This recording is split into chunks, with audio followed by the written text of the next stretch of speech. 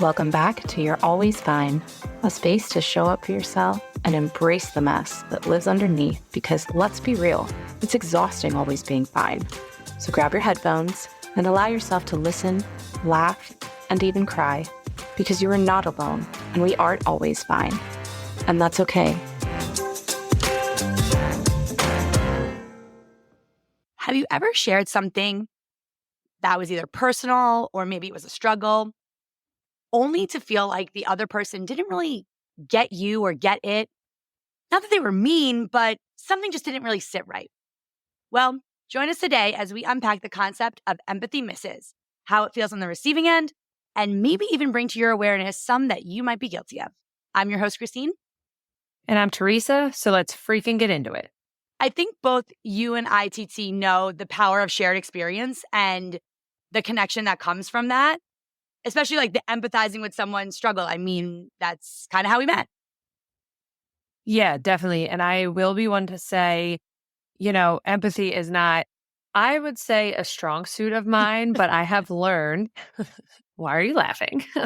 It's been long researched, the positive impacts on decision-making, moral judgment, short and long-term well-being, and your relationships when you are able to empathize with people. Oh, God, absolutely. There's a lot to unpack here. Let's start with what empathy is. Now, I know we tend to think of empathy and sympathy, and we get that mixed up, but that's like very surface level. And guys, I get it. I am pretty sure I was a first-year master, maybe second-year master student when I finally sorted out the difference between empathy and sympathy. So before I share where I think we go wrong, do you want to take a stab at the definition, Dries? Or like what it is? Sure. For me, now this might not have been my definition a couple of years ago because I needed some work in that department. It's all about self-realization. But for me now, I would say that empathy is really being able to kind of understand what someone else is going through and I want to say empathize with that, but you can't use the word to define it. This is an English class, so if you would like to, you can use the word. No, I'm definitely not the grammar teacher over here. Yeah, so you're able to see, in my opinion, where people are coming from. You're able to kind of feel what they're feeling, and you're able to understand why they feel that way. So great. That's a great basic definition. But where it falls a little bit short, and I think so many of us miss this aspect, that empathy is the connection of a feeling, not the connection of the experience. And what I mean by that is that we don't have to experience the exact same thing to be able to show compassion, to understand, to empathize with someone. We've had to have the same emotion at some point in our life or experience something that caused that emotion at some point in our life in order to have that connection kind of come through. And I think, TT, we are great examples of what I'm trying to say here. Our experience was not the same. We did not both have rare diseases. I had the rare disease and you were a caretaker and a mother of a child with a rare disease. The daily experience was very different for both of us, but we were able to show each other that true empathy because I didn't need to walk in your exact shoes to know the isolation and the pain that you were experiencing. It was the feeling that we shared. Yeah, I think that's also a big part of why people miss on empathy because they might not have, whether it be a direct or indirect connection, they might not have that to resonate with them. Like you said, for me, I was able to be like, okay, our experiences with rare disease is different, but I understand how hard it is in my own way. So I think that's really where empathy misses come because if you don't have some form of shared experience, even if it's different, it is going to be hard for you to resonate with someone else and to understand where they're coming from. And that's why I think being aware of that and also being aware if you're not the greatest in the empathy department, I think that's huge because it is something you can work on. Like if you're aware that you're not the most empathetic person or, okay, I may not resonate or understand what this person is going through, but like if you understand how to still be empathetic without having those experiences, that's the key to it all, I think. Well, exactly. Because again, if I felt a certain type of way when like my dog died as somebody else when their father died, right? Like it's not about comparing. It's not about those experiences. Mhm. What it's about is that grief, right? It's that Yeah. pain that is associated. It's that shared feeling. And empathy misses are actually extremely dangerous in every relationship because they will always do two things. They will always invalidate somebody's lived experience and they will always block authentic connection. Mhm. So here we go. The meat of this episode. Let's talk about the buckets of empathy misses. Ooh, I love when we do buckets. So I know buckets are a new thing. I decided that like it's going to be on a shirt. Buckets. I was going with another analogy and I 100% was like, oh no, we're keeping the bucket thing. Yeah. Okay, so I went back and forth about how if we were just going to like read them off and I was like, that's boring. So TT, what I want you to do is think of a time that you were sharing with someone and it was just like hard stop, swing and a miss, 3 strikes, you're out in terms of someone empathizing with like your experience. So like they weren't able to empathize with my experience. Yes. So this might throw this episode in for a monkey wrench because what we talked about earlier is, being able to empathize because you have shared experiences, even though they may be different. But I would say that my biggest empathy miss that I've experienced with other people was actually in the very beginning of Owen's diagnosis. And it was among BWS families. But it was not among BWS families that were fresh in their experience. It was among BWS families who were years ahead and through a lot of the hard stuff. I was explaining how I felt. I think I wrote a blog episode or something about my feelings, about how desperate I was feeling, how upset, whatever, it's a lot in the beginning. And I had BWS families, ones that their children were older and they were through the trenches, basically telling me like, oh, it's not that bad. Oh, it gets better. Oh, you're wasting time feeling horrible when they live healthy, great lives. And I was floored. I was like, how could they be saying that to me when they are BWS families? Like I could not wrap my brain around it.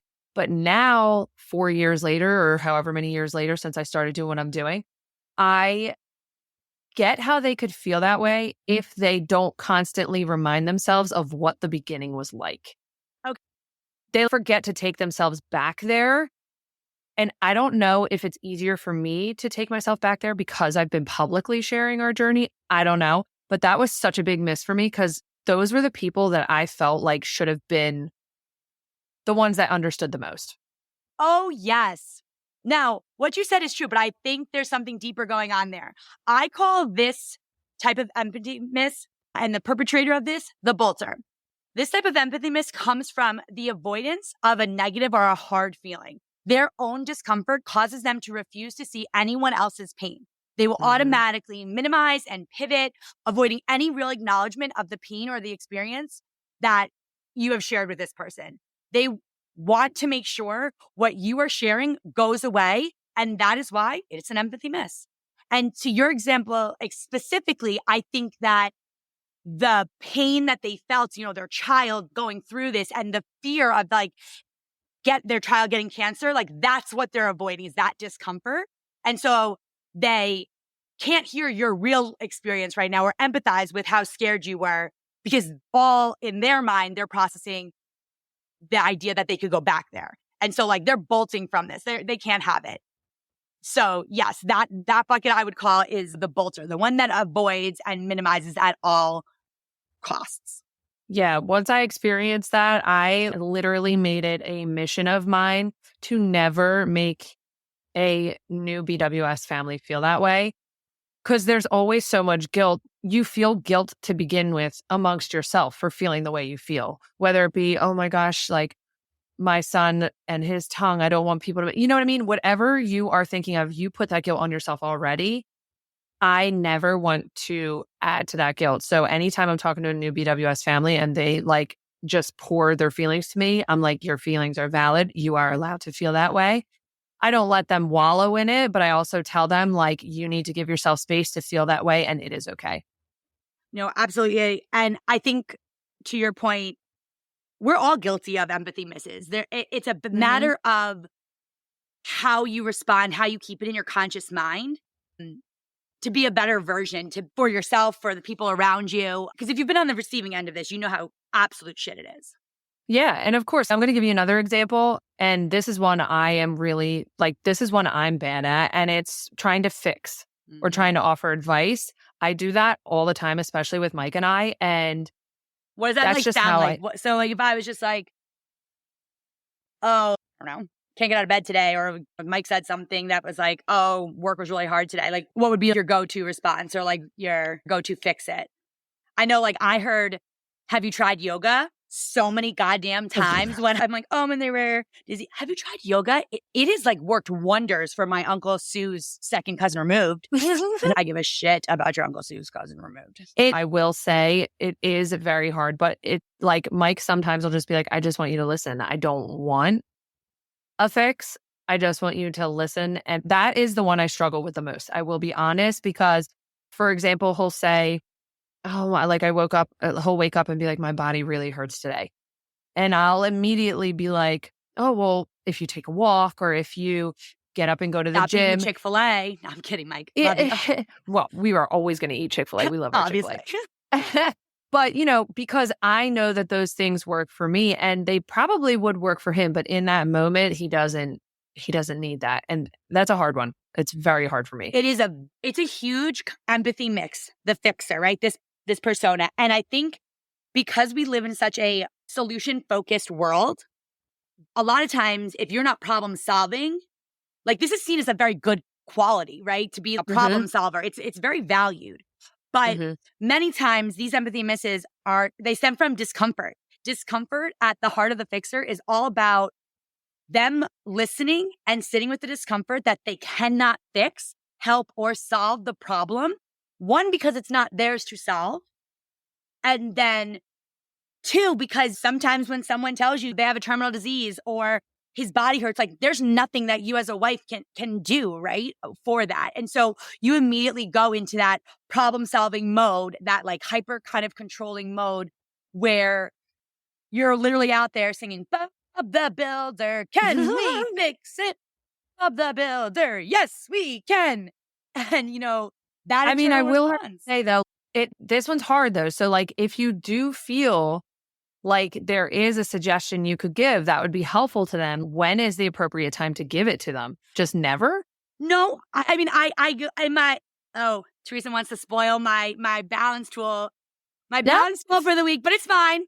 What my biggest thing though is because I'm a fixer as well. I come from a long line of fixers. I'm pretty sure we were Mrs. Bob the Builder, whoever that wife is. That's my lineage.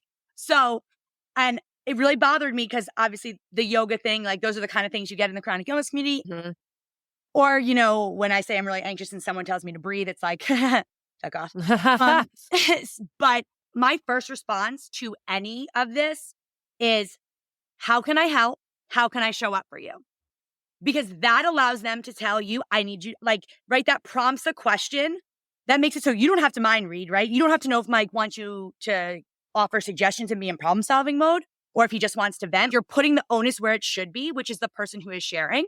And it also gives you a second for like all the synapses to kind of like your emotions to meet your memory, like all of that to kind of connect and like give that pause. But what if you've got someone that perpetually does that? I'm challenging you today. Oh, you are challenging me today. Okay. Because this is a tough one for me because it's like, I think context matters, right? Every single time you and Mike are in a conversation or you and the boys, right? I don't think every single one of those is a time in which they are seeking connection, which is the main reason these empathy misses come, right? When I'm not seeking connection, right? I don't care if someone says, have you tried yoga? Like it doesn't, you know what I mean? It's after I've shared a struggle. It's after I've reached out for connection in which I'm sharing something that has been difficult for me. And then I met with like, that invalidation, that it becomes a problem. And I think that's where the difference between a fixer and somebody who's trying to help you solve a problem is, because the fixer is coming out of like control and avoidance of the discomforts because it's about their own problems, right? So they probably haven't listened to anything that you've said. And so, right, when I'm talking about my chronic illness and you're telling me, right, to go do yoga, it's like, you can feel the very much disconnect, right? And so if Mike's like getting out of bed and he says about like his body hurting, and the first thing you said is like a walk, right? I would bet that you're probably discomfort too, and you're probably tired because you had to do a double shift with the boys, and he got just all of the things that are coming into it, as opposed to like taking a moment in that one. I think that one is like an empathy miss, as opposed to some of the other ones you're talking about in which like perpetually doing it. And I think that there is a time in which you have to be like firm and hard. But I think the bottom line difference to when it's an empathy miss or not is around the connection piece, you know? Time, place, matter, if you will. Okay. Which I actually think you are pretty good. I did not meet you at your peak of empathy, let's just say. No. I met you at like, I don't know, like you're on a voyage of finding empathy. But my point of saying that is I don't believe if you didn't have a pretty good meter of that, we could have ever connected. That's true. I never felt like we had an empathy miss. And even in the times where you did not understand why I could not text you back, or you did not understand why I would go MIA on you, you might have chewed me out for something, but it was never at a point in which I was seeking connection, right? So you telling me like, you need to get better at responding to me, blah, blah, blah, like giving me that solution or giving me all the ways I could do it, and me telling you, no, I promise you I can't. Like, it's just not going to happen.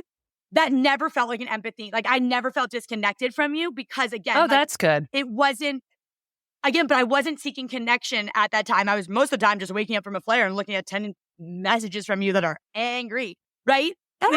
In all of the times in which I felt like I don't believe we could have ever gotten our relationship to where it was if you didn't have some sort of awareness of, of that. And I think for people who may not have that, like right off the bat, I can't say what would you tell them to do, because I think you're still processing that you have a good meter. So we might have to come back and a follow up on that one. But I think bringing it to your awareness, like you said earlier, is the first step. And I think that you had experienced enough empathy misses by the time I met you that you could seek out when I was that vulnerable connection and I needed someone to be like, I understand the struggle is real. Yeah, I mean, I'm definitely getting better at it. I think my biggest struggle with it is like the perpetual, like it's hard for me for something to continue on and on and on and on and know that there are things that someone can do, but they're not doing it. And then in my brain, it switches to like, okay, well, now it kind of just seems like you're complaining with no action. And then that's where like, but I think that's where it gets like, I'm perceived as rough or like not that nice. But I do think it's a healthy balance there, right? I think there's a boundary that you could put there and say like, look, I'm here to listen, but I'm not going to continue to give you my thoughts, my advice, my energy until, you're in a different place. That's a boundary you could put up. But I think right there, though, it goes out of empathy and into essentially like people are allowed to have whatever emotional responses they have. Like that doesn't always mean they're seeking connection, though. Right. And so I think it's more, do you want to be someone's complaint box? Right. And like, you're allowed to put a boundary up to be like, you know what? I got 2 sons that's all the complaints I can take. I take them up until 6 p.m. and then I check out. Out of office. Yeah. Right. You'll find that those relationships will look different, right? Those people who kind of are in the same thing, because again, most people who are looking for connection, that's the solve, right? Solve will be the connection. And therefore, then I wouldn't be coming back and back and back to you, right? Because I'm not seeking connection. Right. I'm seeking complaining. Right. I also like the way that you bring up connection because I never really thought about empathy and connection. And I think that's why this other empathy miss is a big one. And it's when people are competing for who has it worse. Like for my example, right? Owen has gone through a lot, but he has yet to have the cancer piece. And thank God I have never had this happen, but it would be like if I went to a family and if I didn't know that their child had cancer, and it would be like, well, my kid had cancer, yours didn't. And that for me would completely sever any connection that I was hoping to have with that person, because while that is horrible, and yes, that absolutely is worse than anything that Owen has dealt with thus far, it still doesn't mean that what he has dealt with wasn't difficult.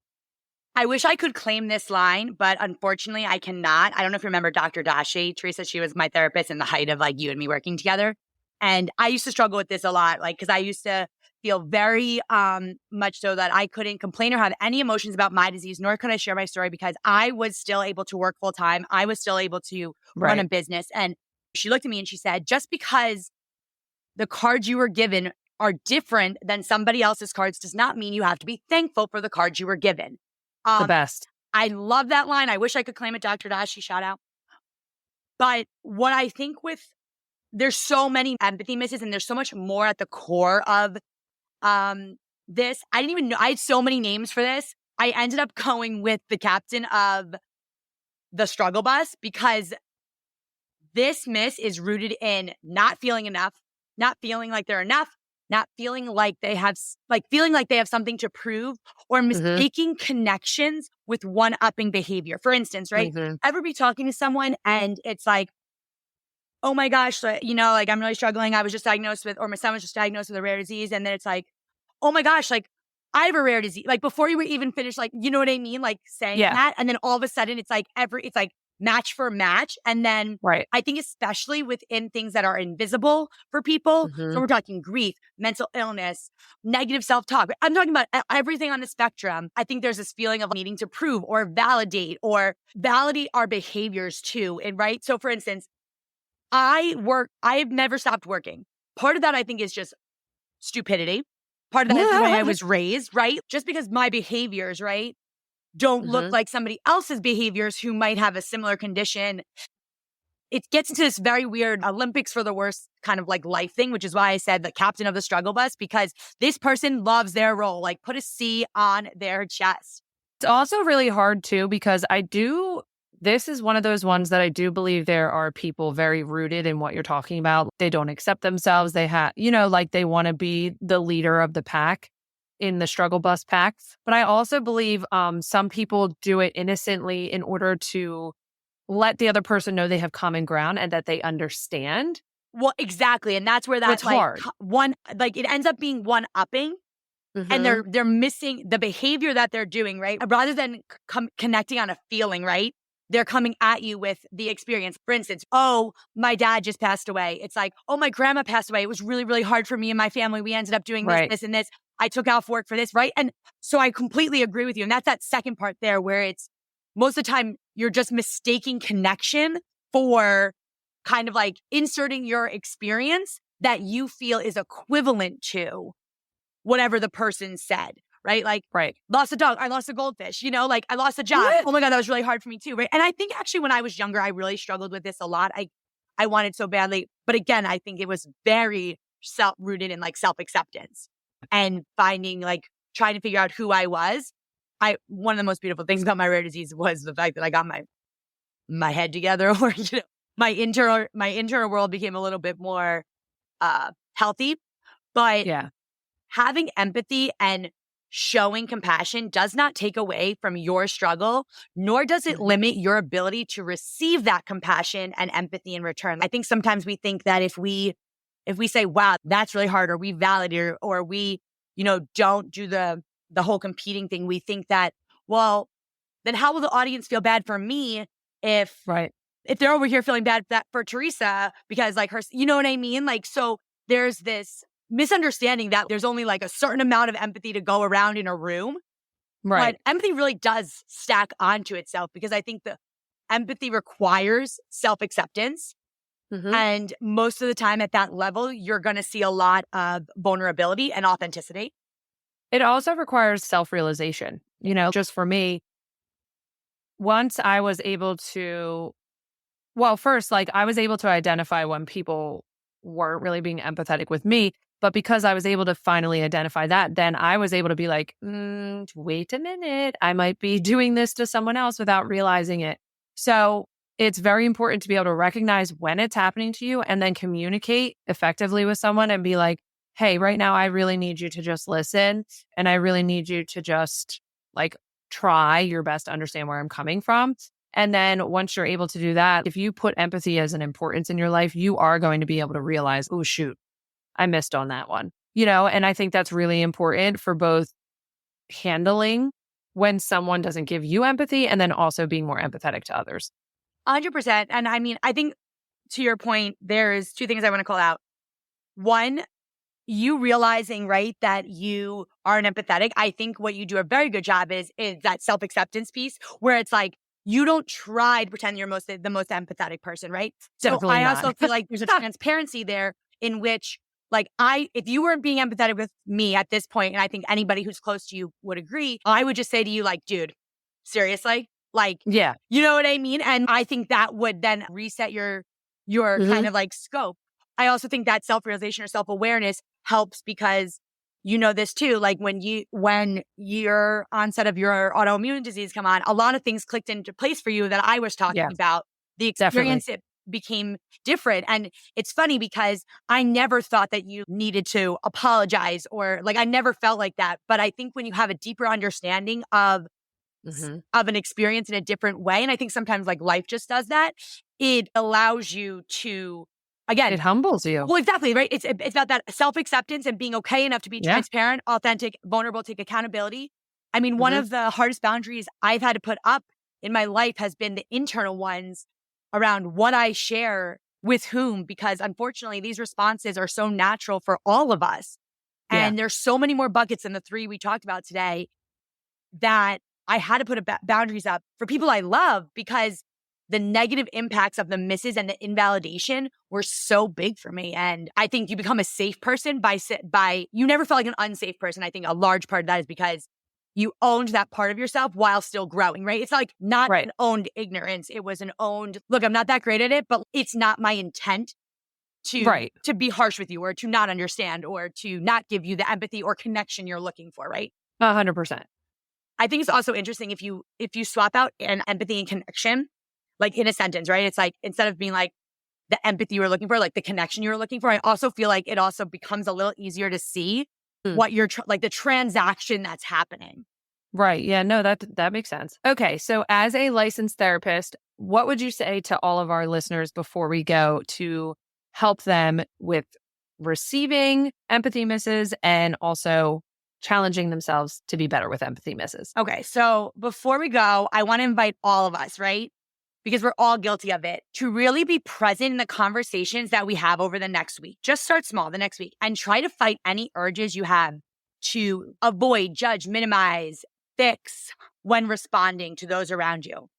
I mean, I know for myself, it was really a struggle when this was happening to me. It really opened my eyes to see how much of an empathy miss I was as someone, and also someone who prides myself, right, as a therapist, as the person I want to be, as a good listener.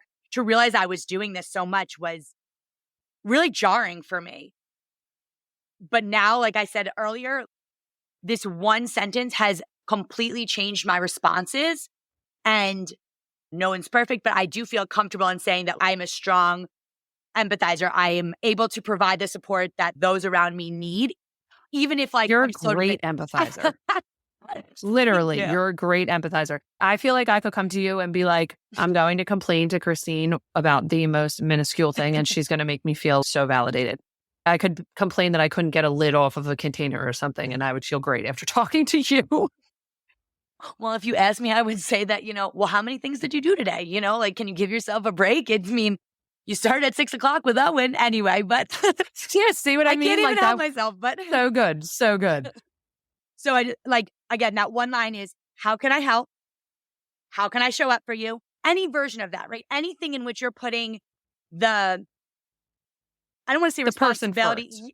the person first, but also, again, you're not a mind reader. And I know for Yeah. me, sometimes I want you to solve my problems like ChatGPT does. And sometimes I want you to shut up and say absolutely nothing. And don't forget the most important category, in which I want you to hate absolutely everything I hate, burn the steak down to the ground, the most important category, because there's nothing worse than when I'm in that mood and my mom hits me with I don't think that's a really like, either not a big deal or like, let's be positive. Right. No. When we're burning to the ground, I need that moment of burning it to the ground. And so Yeah, we got to burn to the ground together. 100%. I need to know that we ride at dawn. So, just putting that back on that person, you're not a mind reader, allow them to tell you. And honestly, again, it takes a huge burden off of you. I don't know about anyone else, but I mean, even professionally, sometimes when people come in and they tell me about their weeks, I'm like, oh my God, it's only been 7 days and all of this has happened. Like what, I don't even I wouldn't be ready for therapy with like all of the things that just happened today. So I just been like, okay, how can I show up for you? What do you need? Do we need to move a session? What do I need to do to help you the best in this moment right now? And I think just kind of inserting that will create a new automatic response for you, and then also give you a little bit more time. Because I know sometimes the connection to make that experience to a feeling to then the connection can be slow, 100%. And so how can I help? I think is my go-to number one. And again, just spend the week. I think something you can't unsee, Love it. That's all we got for you this week, peeps. If you enjoyed the show, please go ahead and leave us a review. We love hearing from you. We'll catch you later this week. Until then, mind your health. Seriously, you're fine. You're fine because you have the power to access your place of peace anytime you need it. However, if you get stuck, we're right at the palm of your hand to help. Check out our show notes for this week's source list, recommended content, and Cabana live group schedule. We'll catch you next week for a brand new episode of You're Always Fine. The team at Cabana has found your reset button. The answer? Cabana Pods, acoustic soundproof booths with immersive micro vacations proven to boost your mood in just 5 minutes. To learn more about Cabana Pods, visit www.evenhealth.com/pods.